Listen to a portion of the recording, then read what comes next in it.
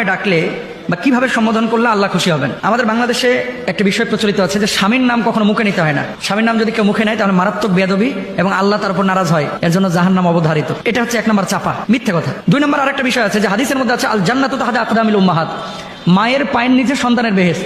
এটারে নিয়ে যে ফিটিং করছে বউয়ের পায়ের নিচে, স্বামীর পায়ের নিচে বউয়ের বেহেশত। মানে হাদিস বললো যে মায়ের পায়ের নিচে সন্তানের বেহেশত, এটারে নিয়ে এসে ফিটিং করছে স্বামীর পায়ের নিচে স্ত্রীর বেহেশত। জাল হাদিস, মিথ্যে কথা, কোনো ভিত্তি নাই এটার।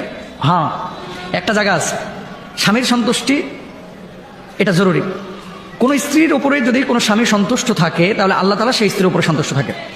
কোনো স্ত্রী যদি স্বামীকে ভালো বলে স্বীকৃতি দেয়, আল্লাহ তাআলাও সেই স্বামীকে ভালো বলে স্বীকৃতি দেন, যদি তার ভিতরে ঈমান থাকে। এবার আসে নাম ধরে কেউ স্বামীকে ডাকতে পারবে কিনা। আরব বিশ্বে এটা প্রচলিত আছে এবং সূরা ইব্রাহিম আলাইহিস সালাতু ওয়াস সালামকে যে তার স্ত্রী যখন ইসমাইল আলাইহিস সালাতু ওয়াস সালামকে এবং হাজরা আলাইহিস সালাতু ওয়াস সালামকে যখন তিনি কাবার এই প্রান্তরে সাফা মারওয়ার এখানে রেখে চলে যাচ্ছিলেন, তখন ইয়া ইব্রাহিম বলে তিনি সম্বোধন করেছিলেন যে হে ইব্রাহিম, তুমি আমাদেরকে এমন উপত্যকায় যেখানে জনমানব নাই, জনমানবহীন এরকম একটা উপত্যকায় তুমি আমাদেরকে রেখে চলে যাচ্ছ। তার মানে হাজরা আলাইহিস সালাতু ওয়াস সালাম ইব্রাহিম আলাইহিস সালাতু ওয়াস সালামকে ইয়া ইব্রাহিম বলে মানে সম্বোধন করেছিলেন। এটা জায়েজ ছিল।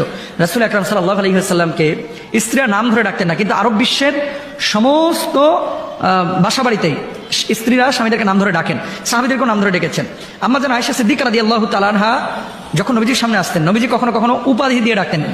কি বলতেন? হুমায়রা বলতেন, লাল পাখি, লাল ফুল, হ্যাঁ আয়েশা বলতেন।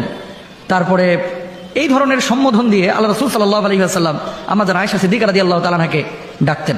এবং বাপ এবং মায়ের নামের সাথে অনেকে আপনার নেসবত করে ডাকেন, আবু মুহাম্মদ, আবু আহমদ, তাই না?